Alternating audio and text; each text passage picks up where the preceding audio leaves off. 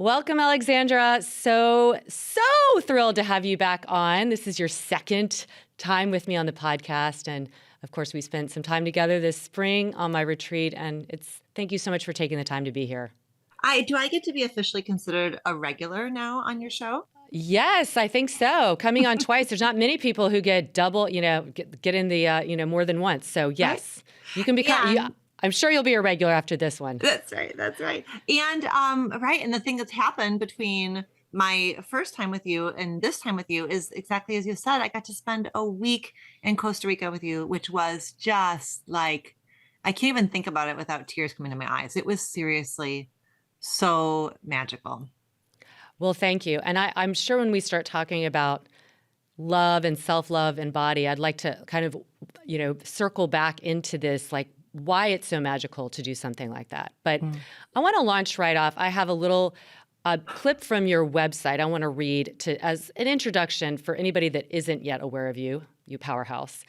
It says on there, research has shown again and again that the quality of our relationship is the most salient determinant of the quality of our lives.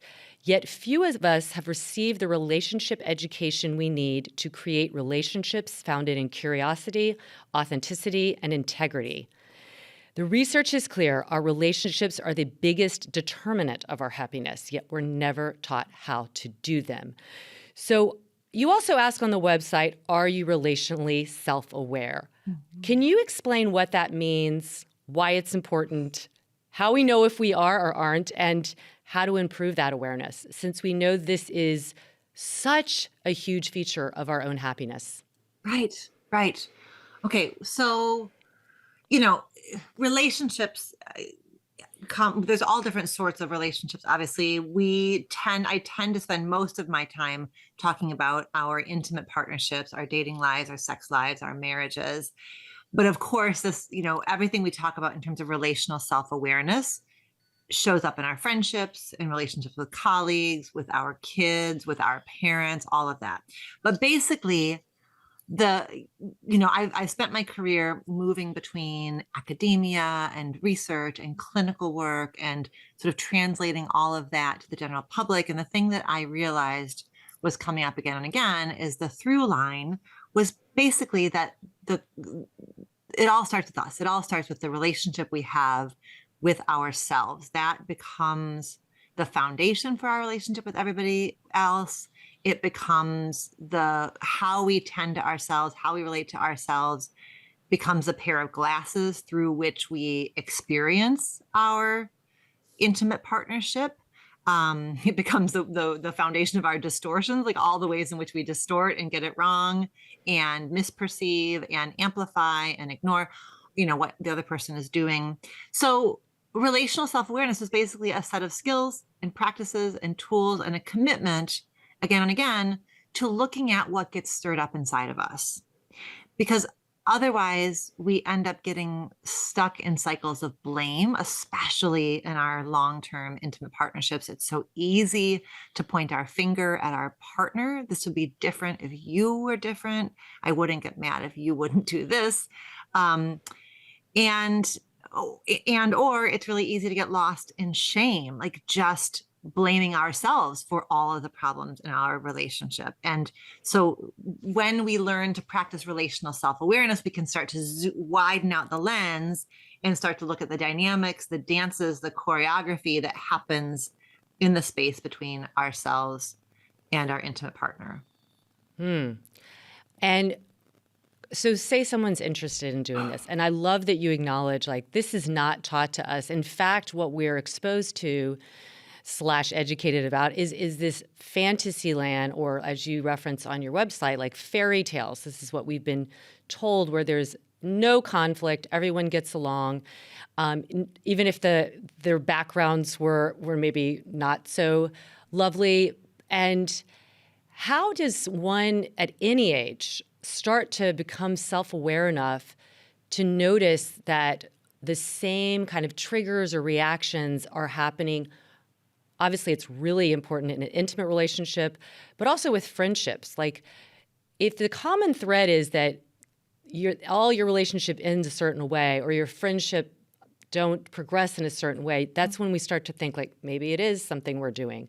And we can, how do we best like observe that, like you said, without blaming, Right. but noticing and then changing it? Because it's been modeled for us. Perhaps we've been conditioned based on our own, background and history. But what are some kind of first steps? And I know none of these are easy because it's always hard when No. you're going against your kind of path of least resistance. Yeah, and going against the culture, like, that is right. One set of messages is about the fairy tale that, relationships shouldn't be work. Couples therapy is only for people who are on the brink of divorce. Like, if it's not easy, something is wrong. You should want to have sex all the time, like whatever, like this sort of like romanticized myths of how relationships should be. That's one set of myths.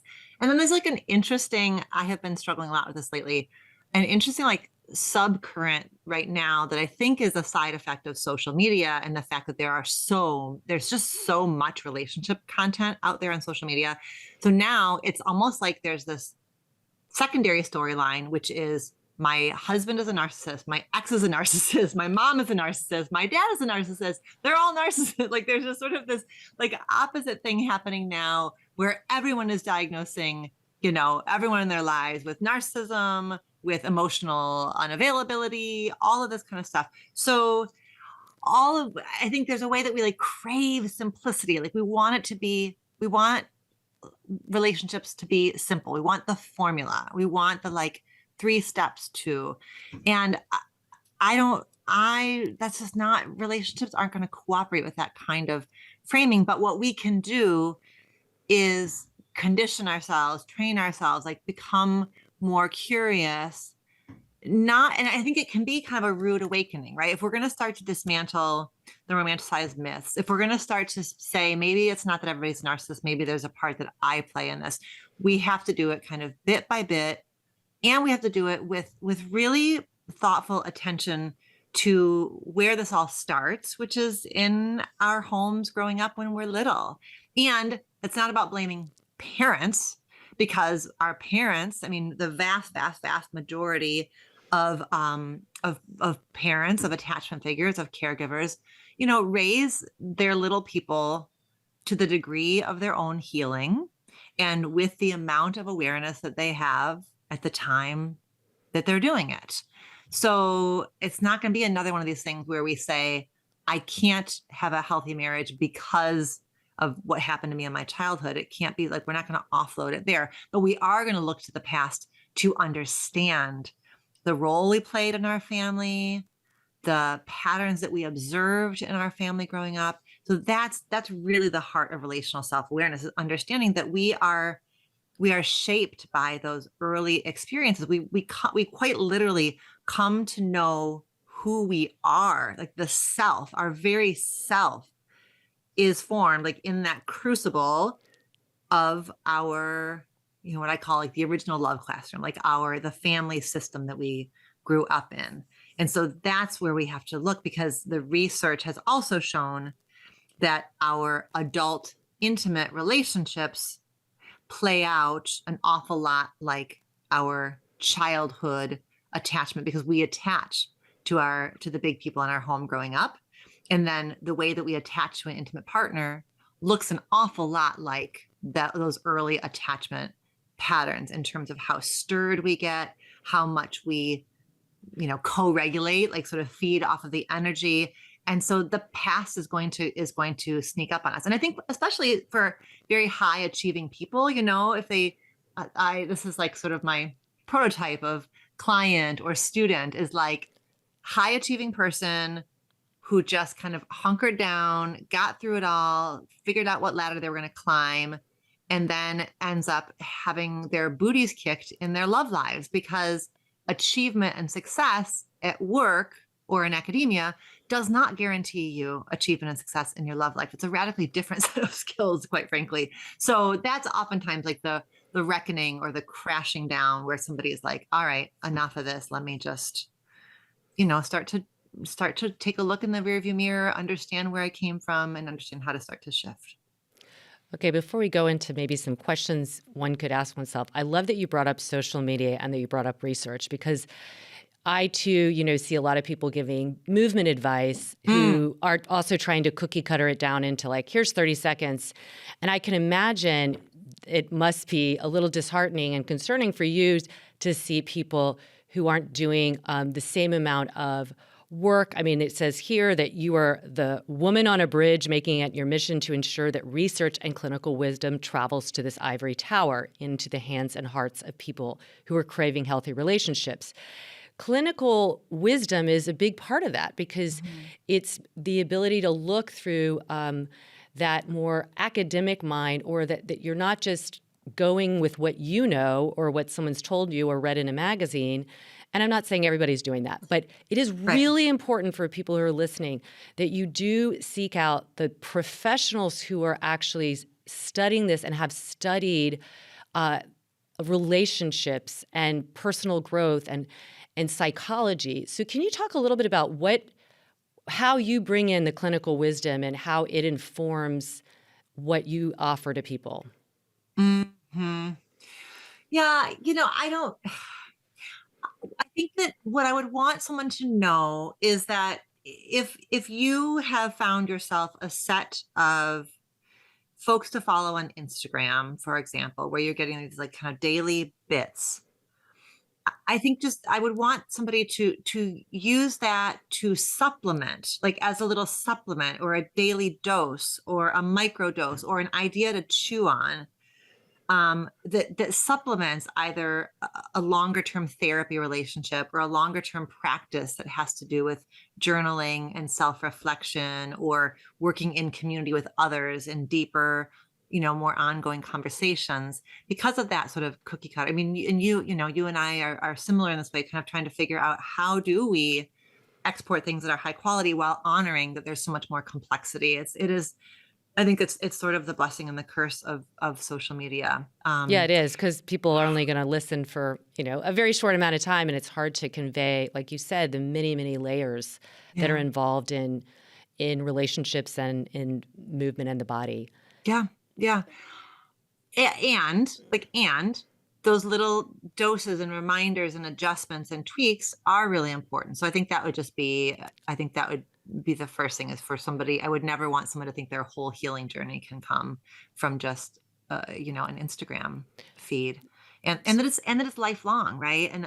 And that, I've been a therapist for well over 20 years. I was a therapy client before I was a therapist. I was a reader of self-help books, before I was a therapy client. So it's like a lifetime, right? It's a lifetime of unpacking, and we aren't ever done, and we don't have to be done, because whenever we reach something that feels like a new layer of insight and we're watching ourselves behave differently in our relationships, I want us to celebrate that and savor it and notice that we aren't as reactive as we used to be. We know when to pause a conversation in a way we wouldn't have before. I want us to celebrate all of that while knowing that then there's going to be something else, either an unexpected challenge like a job loss or a scary health diagnosis or a pandemic or something, like that, or even something normative like menopause, like launching a kid, like, a kid becoming a toddler becoming a kid becoming a teen. All of that stuff awakens new stuff, right? Like like just as a little example, like when I have this memory of when our daughter had her first day of sixth grade, so her first day of middle school. My husband and I walked her to school that day, and she headed off into the building, and I started crying so hard on the way home, like not just like, oh, what a tender moment, our baby's in middle school, but like what Oprah would have called like the ugly cry, like just Yeah. really crying. And my husband was like, oh my God, what is going on? And it was just a moment of me blurring my own experience of my middle school, which was god awful, with her. Like I felt like I had just sent her into a war zone. Like it was what it felt Mm. like inside of my body, was like, how could I do that to my daughter? How could I let my little girl walk into a place as awful as a middle school, And so even if we're like, you can't be done because there was that new layer, that new memory, or that like time warp of my past and her present that was evocative and inside of me. Oh, I love that example. I've had a couple of those myself and I think, it's an interesting, like, just observation for civilization to, as parents raising children, and both are growing, both are evolving. We're hoping, but Yeah. to think about, like, we're just big kids and we're a little ahead of the game, but we're still got, there's a lot to do, and that's, I think, we have to keep remembering that as parents, like. And I think when it's actually easier in some ways when our kids get past that idolization, when they actually look at us as Mm, humans, and then we can let down, not that we wouldn't before, but I think then we can show them we're also on this journey. yeah. And, let's help each other out in ways. And I'm also going to get upset and I'll apologize when I'm not acting as well. And I don't have too many memories. I mean, I love my parents. My dad is exempt because he never really got mad at all. But I don't ever remember my mom really apologizing. Hmm. And I have known, like, that is something that I've really had to work on in my relationship with Mhm. my husband. And I think this is, we could go on a tangent Yeah. about that, but it is, it's very hard when you're, I think, whether you're high achieving or not, whether you're just attached to being right, it's really hard to apologize. Why do you think that is? I think it's pretty Mhm. universal. It's pretty universal. I agree. I agree. I mean, it continues to be a growing edge for me. I know for me, my struggle with apology is I get very confused inside of my heart, inside of my body, the difference between making a mistake and being a terrible person. Mm-hmm. Or not even a mistake, but just like doing something thoughtless, being impatient. It continues to be like an active process for me to separate my my yucky behavior, my shady McGrady behavior, as I call it, from like who I am as a person. And so if I'm in shame, right, like feeling like I am an inadequate mother, I am a rotten wife. If I am in shame, I can't apologize because there's no platform. There's no platform for me to stand on to be relational, right? Because an apology is a relational process. I have to look in your eyes. I have to center your experience.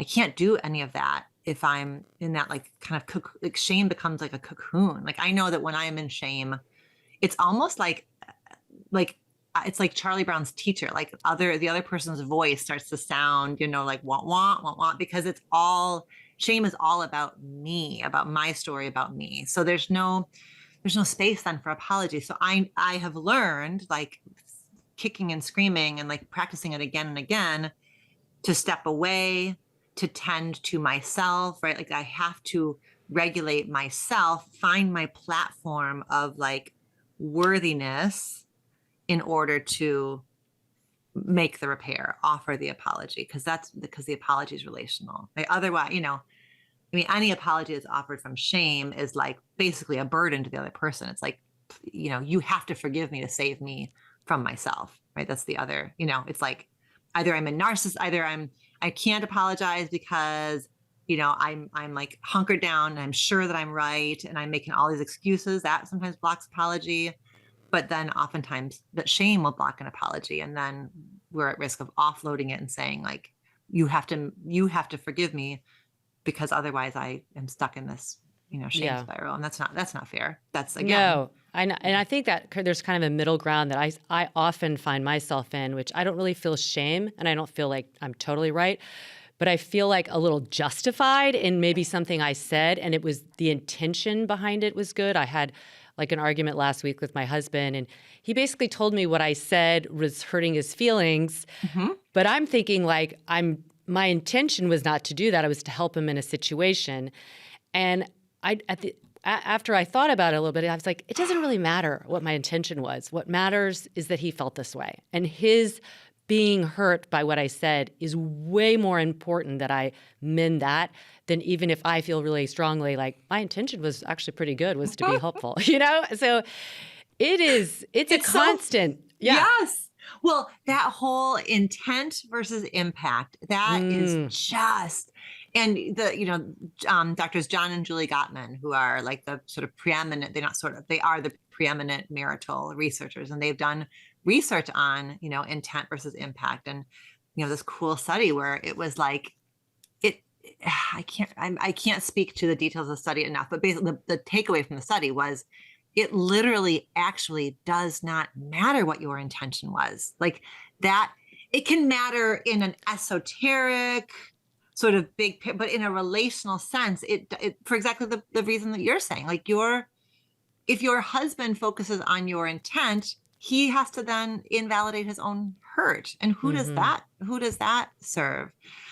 But the thing we know for sure is that when you are able to focus on his hurt, that opens the door for him to say, I know, Lara, I know that you do not walk around this house trying to figure out how you're going to stick it to me. But Right. that just can't happen first. It has to happen, second. It has to be that you honor the hurt, and then that opens the door for him to honor and remind you that he knows you are, a good woman who sometimes just whatever. Sometimes says something I shouldn't. But I mean, I'm imagining, I know the answer, and I'm not even a therapist, but I imagine, and you are an expert at this, at marital relations.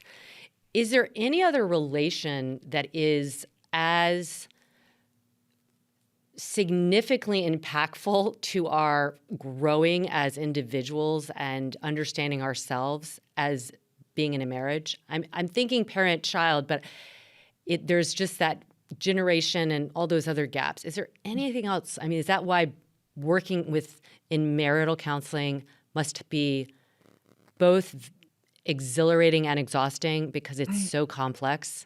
Right.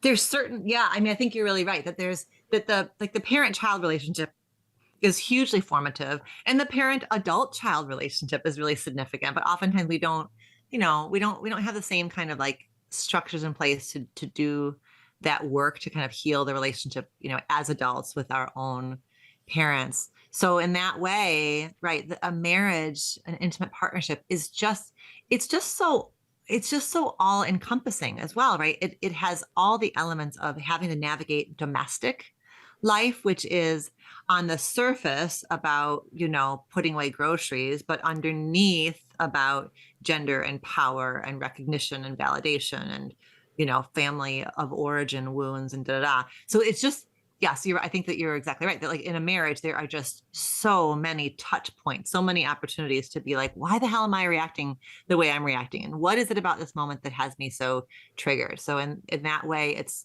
quite evocative. And the stakes are so high because it is chosen, especially today. We choose our marriages much more than, I mean, I have more freedom in my marriage than my grandma had, So I think there's something about kind of how chosen relationships are, even though unraveling a marriage and going through a divorce is obviously hugely significant, which is also why the stakes are high, because the consequences of it not working are high. And we want so much from our marriages, right? Much more than what my grandma wanted from my grandpa, Yes, you're right. So if you were, I know this is a really tricky question, but if you were to kind of define what a really healthy marriage would include, what are some of the characteristics that you would say are markers for people? Because I think some people, instead of looking at like what isn't healthy, I think those might be easier to identify. But what are some really good markers for the indication of a healthy marriage? That doesn't mean it's not going to be hard. It doesn't mean it's not going to have its ups and downs, but healthy as in strong and is going to be working together to be your best individual and collective selves. Yeah. I think one is an ongoing commitment to being curious about how each of us is evolving rather than threatened by it.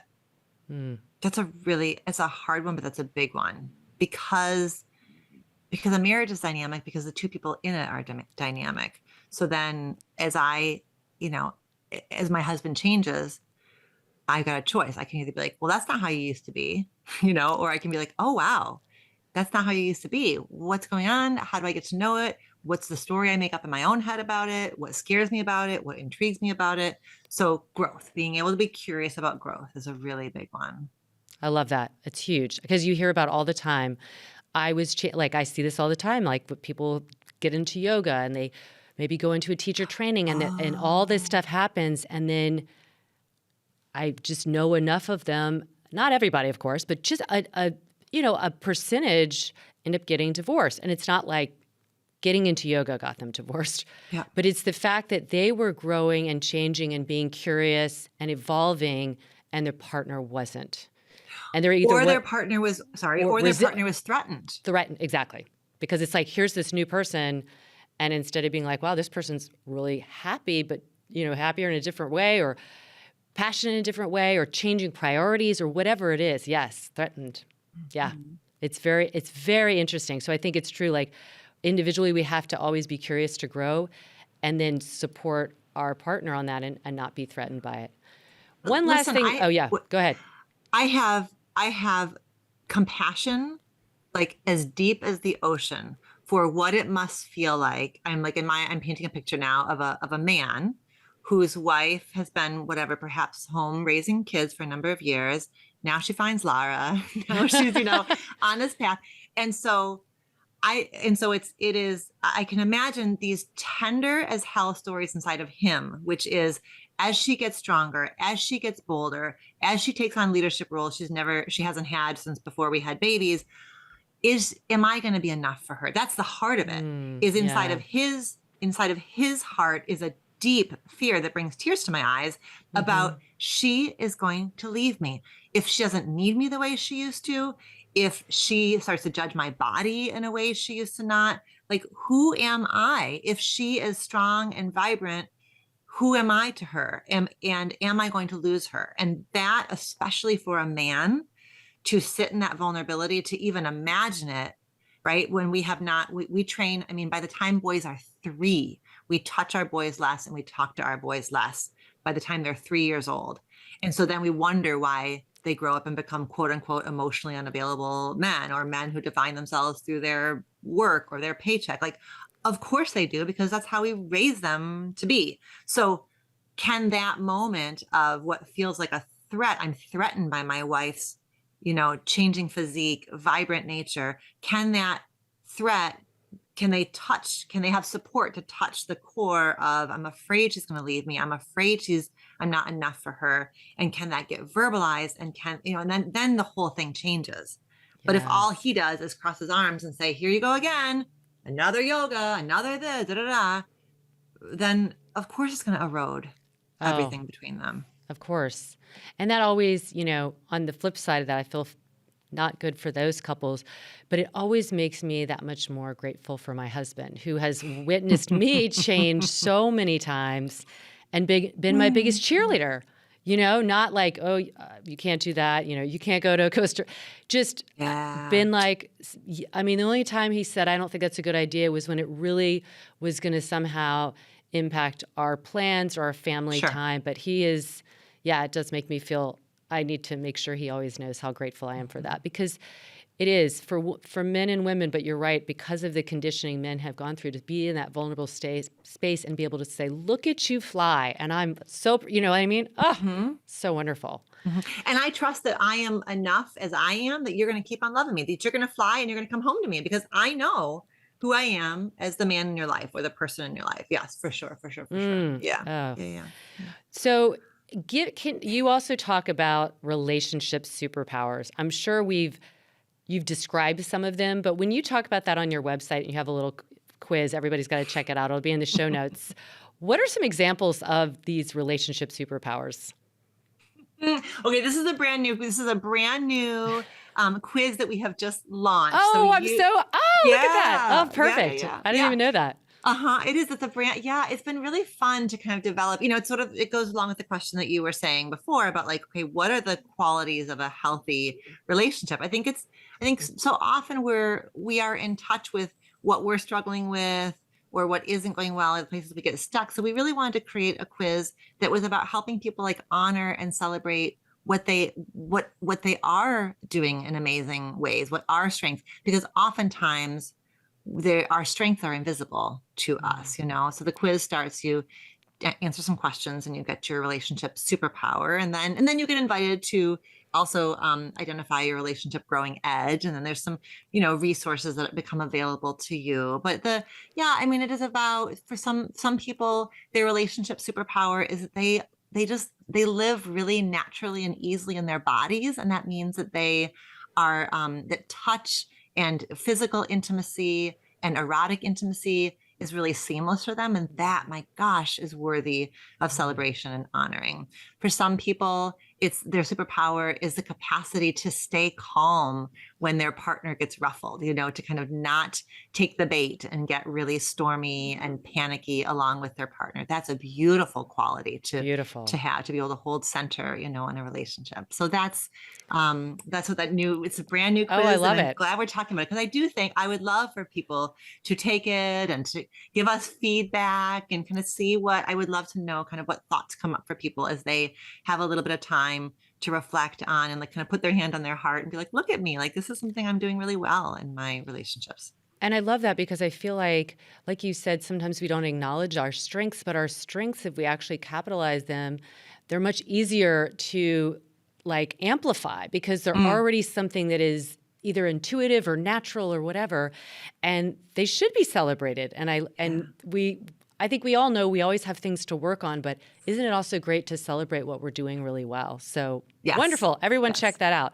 Well, Mhm. you mentioned the body and people being in tune with the body. So I'd like to talk about something that, of course, resonates deeply for me. And as a movement specialist who preaches about taking care of one's own bodies, and you speak about how we don't receive enough education about relationships, I always am also talking about that it's such a disservice that we aren't educated in our school systems, like in elementary school, about our bodies, because this is something that we're going to have for the rest of our lives. And there's probably not any one or anything that is going to be with us in the same way that our own bodies Mhm. are.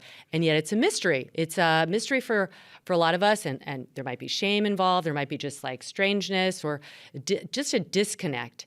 And so on your website, there was a quote that I just loved. And it said, this is by Hilary McBride, must be another psychologist, a doctor. There's no thinking, sensing, loving, remembering, developing self that is not a body. Our bodies are the place of our experience of being human. And so, Oh, I love that. And of it's course, just I'm like, beautiful. it's so beautiful Yeah. because we have, and I talk about this on one of my monthly motivations, this real, it's beyond a disservice. It's such a detriment that we have separated body and mind, body and spirit, when the body is encompassing all those things, and Mhm. then it harbors it, it shapes it, it might suffocate it, it might look really whatever, but it is through our bodies we can experience so much. So do you think that we are even able to be our most authentic selves, our most embodied sources of wisdom and generosity and passion and curiosity, when we aren't paying attention or treating our bodies as this divine place of this experience of the human? No, no, No. absolutely not. No, no. And your background is physical therapy and movement, and my background is, psychology. And I grew up in psychology in a time when it was completely about the mind. I learned how to make the most clever, erudite interpretations of somebody's thoughts and their feelings. I did not learn a single thing in graduate school about the body, about sex, about the body, about how emotions are embodied experiences. Like my field, and it's so cool to see now, like my field is undergoing a massive embodiment revolution that is going to change. It's going to keep changing the way that we do. I mean, and just think about how I've done therapy for 20 years. I mean, I sit in a Yeah. chair and my client sits in a chair and we talk and we talk and we talk. And maybe at time, like I will with my couples, I will have them turn to each other or do things with their body, but that is less of the time than it should be, given all of the science that is coming out about trauma and bodies, and you know just all of it. So we are in a new phase, in a new revolution that is being frankly led by women and people of color, and it is sort of like the decolonization also of my field in all kinds of exciting ways. But no, I know it to be true. I knew it to be true, when I was, I wouldn't be able to say this without getting tearful, but when I came to Costa Rica on your retreat, it was my first, I've been a total like group fitness gal my entire life. I love group fitness. And in the pandemic, I lost access to group fitness in every way. And was still, even in April when I came to you, was still just kind of finding my way back into group fitness as a community or as a possibility. And it was on our second day of yoga. I remember exactly where I was standing. I remember exactly the pose that I was in. I said out loud, "Oh, here I am." Mm. Oh my gosh. Mhm. Yeah. And that was how it felt. Like it wasn't, "Here's my body." It was, "Oh, here I am." Mm. In my body, around bodies, being a body, celebrating a body, in union with other bodies. It was magnificent. It's the whole thing. Mm. That is beautiful. So, what recommendations? I mean, I know what I tell people, but what recommendations do you give people to better connect to their bodies, to better show up with this sense of confidence and clarity in their bodies, in themselves, and then how that could eventually impact their relationships? Mhm, mhm. I think there's so much. I mean, one, I know for me, a huge part of it, and this is, I think, true for many, many women, as I know you hear probably multiple times a day, it's about like changing my relationship with healing my relationship with movement as being something I do to make my body look a certain way or to get like this Yes. monkey off my back around, I did the thing I'm supposed to do, which is manage my body or restrict my body or make my body tighter or smaller or da da da.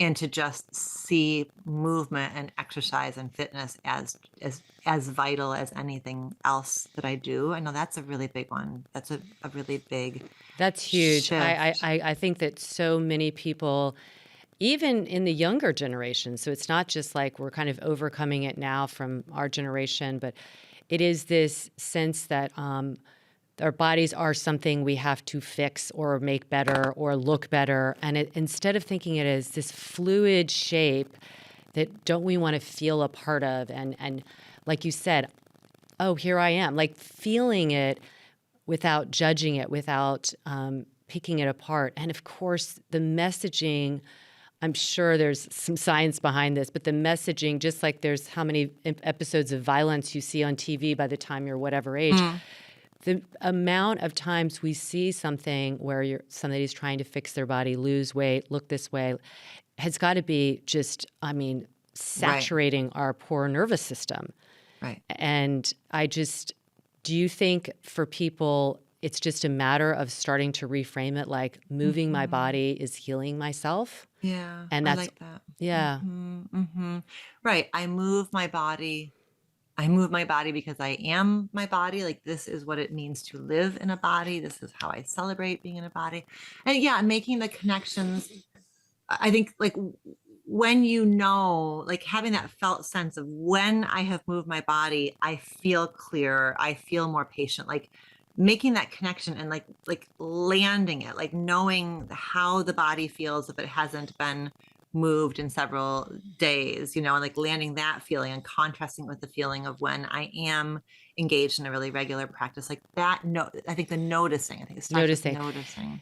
And on that, this will be my final note, because I know we could talk forever about, Hmm. there's so much more, your two books, et cetera, sexuality, everything. But journaling, Hmm. how impactful is journaling? Like you were just saying, notice how you feel. Do you think that writing it down, how you feel before, how you feel after, what do you recommend journaling for? Like, what are some of the queries that you would, or prompts you would give people who might not have ever journaled, but is a way of getting out some of the stuff that's in here and being able to, in a way, process it or Hmm. let it be a reminder of something of the growth that you're going through? Yeah, yeah.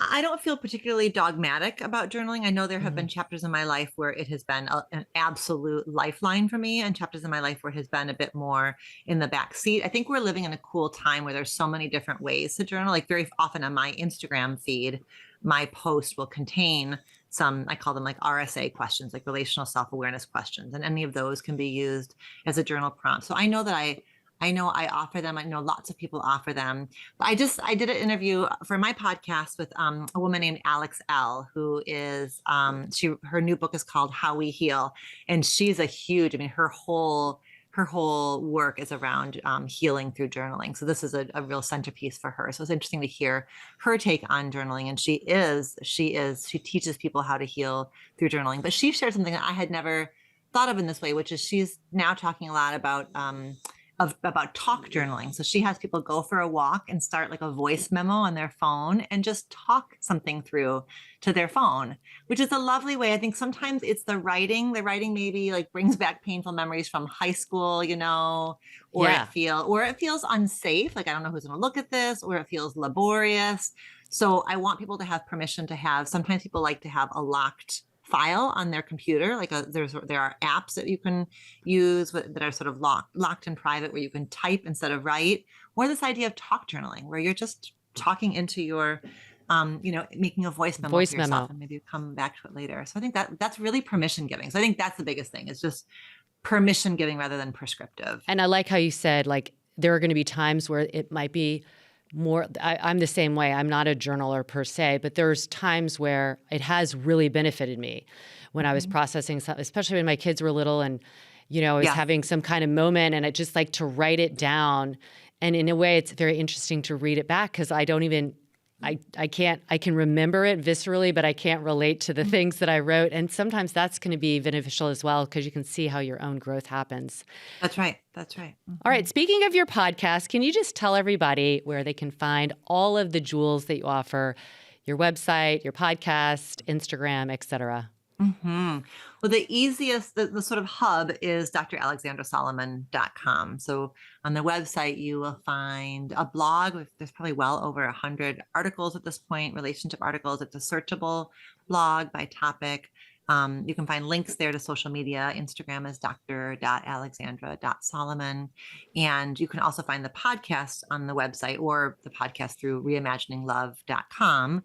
And you can also listen to the podcast wherever you get your podcasts. And we launched it just about a year ago. We're about 50 episodes in. And I mean, it's a labor of love and a labor of creativity, and such a wonderful opportunity to get to know new people and create content in different ways than I ever have before. So Reimagining Love is a place where we're working on all these different facets of just of being a human in relation to other humans. We're largely talking about intimate partnerships, but we've done episodes on parenting and on friendship and body image and racism. So we kind of but it all comes back to just expanding our experiences of ourselves, so that we can create relationships with others that feel nourishing and beneficial. Well, I love it, and I love you, and thank you so much again for coming on today. Everyone, this is just such a treat, and I'm so grateful for you. Thank you, Lara. Thank you so much for having me. Thank you, and for everyone out there, I love you, and I'm always pulling for you.